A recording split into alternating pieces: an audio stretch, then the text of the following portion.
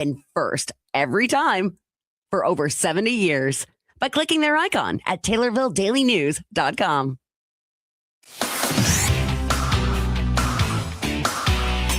WTIM.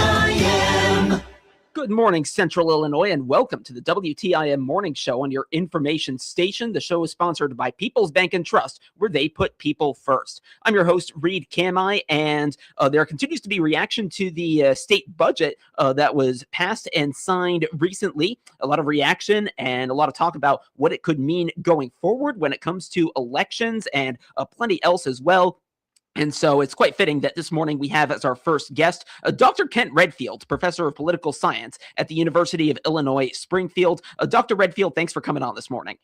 Good morning. Good to be here. Yeah, it's good to have you on as always. And yeah, let's get right into it. So budget was signed I think it was last week, and now in terms of the reaction, Republicans mostly not too happy about it in terms of the amount of spending and some of the purposes that it's being used for, amount of spending, amount of taxation. And then on the Democratic side, in terms of some of the voters, some of the stakeholders, some discontent as well in terms of the extent to which some of the priorities are or are not being met, and other considerations like that. What's been most of the word on the street in that respect in reaction to the budget? Well, I think that characterizes exactly what the reaction was. The big Democratic supermajorities. Lots of people think that we ought to be doing bold things in terms of addressing problems.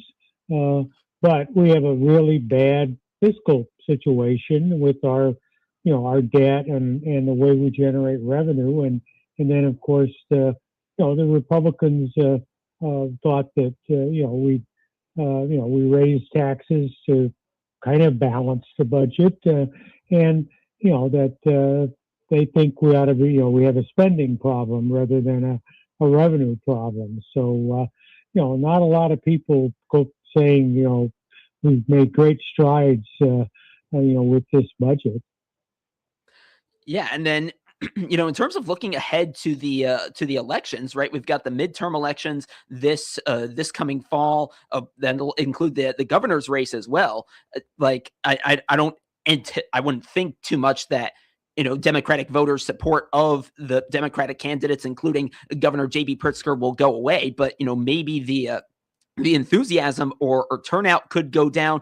Is that something that you see might potentially happen? And, how might that affect races, especially for, U.S. Senate and the governor of Illinois? Yeah, I think this, in terms of the U.S. Senate, the governor's race, we're talking about big statewide elections where the Democrats have built a huge advantage in terms of their funding, their voting base over the last really, more than a decade. Shifts in the suburbs have really, the Republicans have really lost ground there. So I don't know if statewide it would have an impact. It can have an impact on, the few competitive races we have in the legislature. Again, you're looking at a really extreme partisan gerrymander built over really 3 decades that the Democrats have been drawing the maps. And so, but it can make a difference on the margin from the enthusiasm side and the, reaction to, what was or wasn't done. You have to kind of make those races, about what the local situation was and not get caught up in the national kind of, Democrats versus Republicans, and what do you think of the president kind of thing. If you keep races focused locally, then the fact that we aren't solving problems and that from one perspective, or that we're spending too much money and taxing, too much from another perspective, that all this can hurt incumbents. So it's more at that level that you might see the impact. Yeah, so we'll see what could happen there as the race goes on. I certainly will be keeping an eye on the governor's race. I mean, is there any reaction from Darren Bailey, who, yeah, I'm pretty sure is the nominee there in on the Republican side? Is he kind of is he thinking, oh, there might be a shot here to maybe attract some well, maybe not necessarily swing voters, but maybe increase Republican turnout and kind of give himself a chance? Yeah, I mean, he's certainly going to play to his base in terms of the themes that you're raising. That that we're spending too much on the wrong priorities. Not only are we not funding state government, but that we're not addressing property tax relief. And I think if neutral people look at the way we raise revenue, and they think that Illinois is overly dependent on property taxes to fund schools and basic services, as opposed to lots of other states. And so you're going to see those themes. The headwinds for former Senator Bailey are the fact that the electorate in the suburbs which used to be a Republican base, has changed pretty dramatically, and so to the point you've got Democrats with majorities in the DuPage County Board and Lake and Will County and those sorts of things, and so it's always an uphill battle, and that he's obviously going to get Bailey will obviously get outspent pretty dramatically, because some of the billionaires that used to fund a lot of Republican politics, Ken Griffin, a hedge funds manager, has gone to, actually left the state, and Richard Uihlein, who heavily invested in funding Bailey's campaign 4 years ago, has not been active. And so, certainly there are lots of targets there when you're trying to go after the Democrats and the governor in particular, but it's a pretty tough landscape for any Republican nominee. Going back to the budget itself more specifically, let's see. Last week, the Center for Tax and Budget Accountability characterized the state budget as continuing to lose ground in financing basic public services, and they talked about education, healthcare, social services, and public safety. And says it relies on $800 million in new revenue to be balanced. Is that the most, I guess I'm trying to use an unbiased word here, extreme finding that the Center for Tax and Budget Accountability has come across in its history of doing these analyses?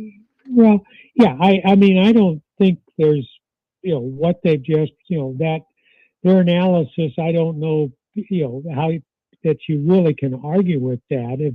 And adjusted for inflation, this is a budget cut. It is not, in terms of real spending is going down, and it's been going down in terms of the state share of higher ed, or, particularly K through 12. And we have a big decrease in federal funding in lots of areas.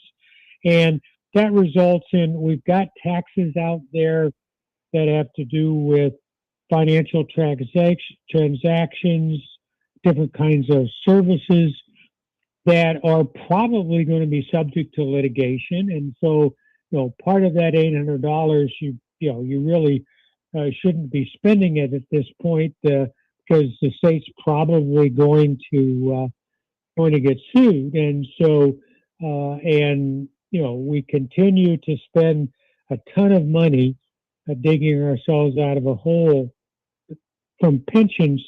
We skipped pension payments and didn't fully fund things, and that's like not paying your credit card bill. It just keeps building and building and building, and so we need to do something dramatic. And this budget just was basically get out of town, find we did we're essentially taking some money out of the road fund, which we said we weren't going to do in terms of when we passed all the increases in gas taxes and fees to fund roads. So it's it is a situation that, you either have to stop, you either got to continue to decrease spending, or you have to, either increase current taxes or find some ways to change, to get, more emphasis on services that we don't tax where all the growth is, rather than focusing on retail sales with our sales tax, which is declining as part, economic activity is shifting online and other places. So the budget the budget problems are real, and nothing happened this spring to really make some long-term changes and some bad trend lines. Yeah, so those are some of the trends there from that are mentioned by Dr. Kent Redfield, professor of political science at the University of Illinois, Springfield. You mentioned the potential litigation. I actually want to ask about that on the other side of a break. I want to make sure we fit the break in at a respectable time. We'll talk about that and hopefully plenty else as well when we come back right here on the WTIM Morning Show on your information station. Your information station, WTIM. Spring just has a way of putting a little more energy into everything. Brighter days, warmer air, and more reasons to get out and enjoy it. Your home should keep up with that. At Hickory Point Garden Homes, you'll have your own one-story duplex with bright open spaces, a private patio, and neighborhood walking paths just outside your door for that perfect stroll in the spring sunshine. You can spend less time managing your home and more time enjoying the warm spring days ahead. See what that feels like at Hickory Point Garden Homes in Forsyth, Illinois, and step into comfortable living for 55 and better.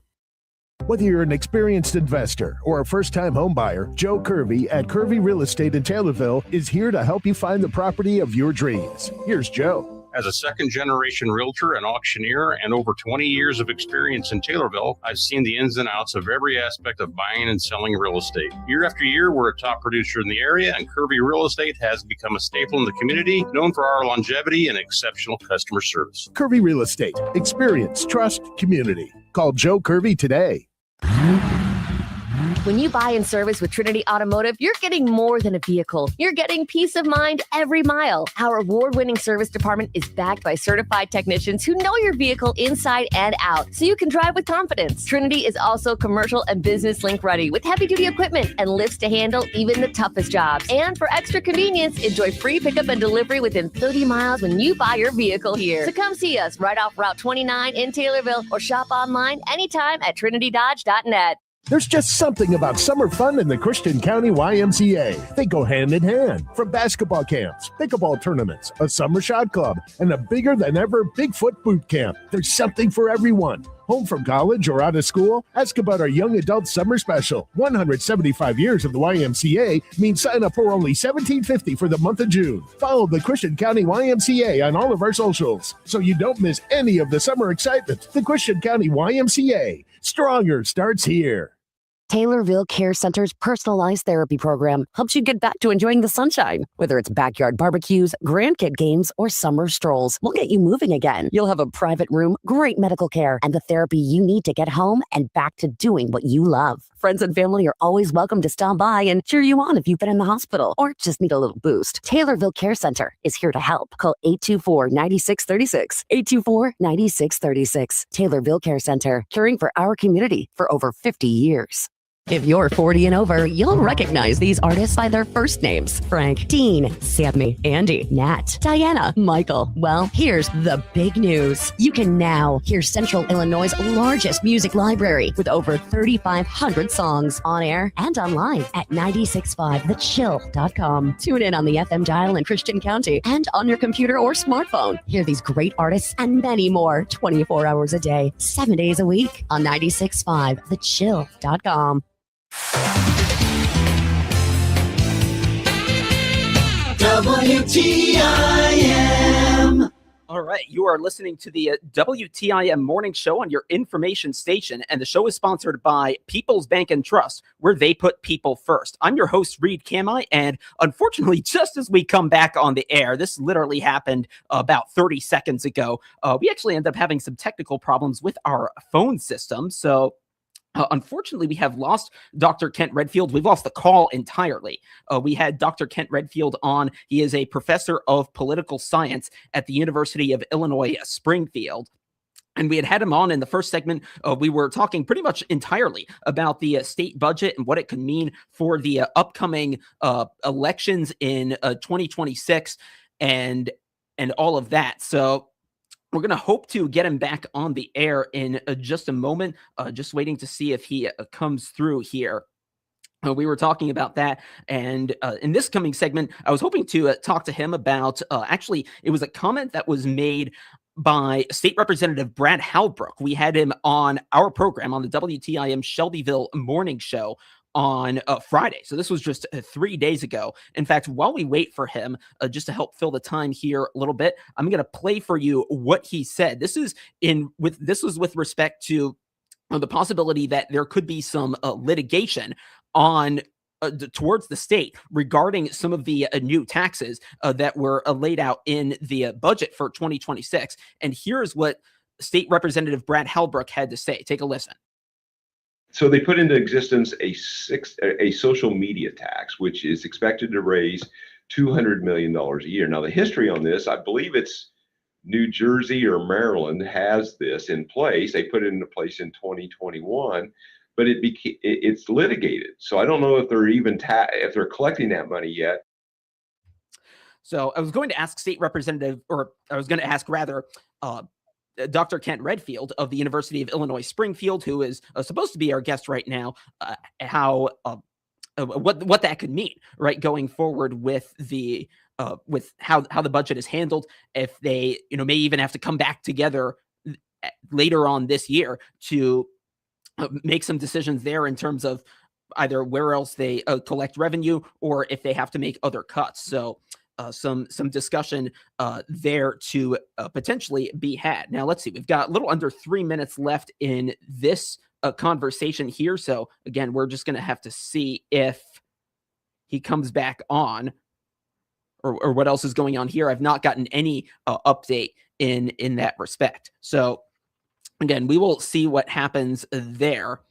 And then the other topic we were going to discuss, and I don't imagine we're going to have time at this point. This would be a follow-up to what Dr. Redfield and I spoke about when he was on last, which is the situation involving the Chicago Bears that had been a big topic of conversation. It was a major topic, certainly in the Illinois General Assembly, as they were working to come up with a mega projects bill that would help the Chicago Bears remain in Illinois, as they had been considering at least a move to Arlington Heights, to a stadium there, a potential stadium there to play in some of the subsequent seasons.